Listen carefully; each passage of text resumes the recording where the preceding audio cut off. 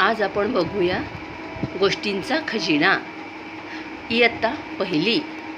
आजच्या गोष्टीचे नाव आहे एकीचे बळ। एका गावात एक कावळा राहत होता। तो तहानेने व्याकुळ झाला होता। तो वणवण भटकायला लागला। एका गावाजवळ येऊन बसला। त्याला तिथे एक छोटेसे माठ दिसले, पण त्या माठात पाणी नव्हते। तो इकडे तिकडे बघू लागला। त्याला एक युक्ती सुचली।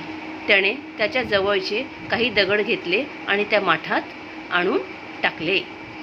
थोड्या वेळाने माठ पाण्याने भरून गेले आणि तो पाणी प्यायला। हे सर्व बाजूचे काही कावळे बघत होते। तेही आले आणि त्यांनीही आपल्या चोचीने तिथे दगड टाकले आणि ते पाणी प्याले। याच्यातून आपल्याला एकच लक्षात येते की आपण सगळे मिळून काम केलं तर ते काम यशस्वी होते। हेच आपण या गोष्टीतून सिद्ध करू शकतो।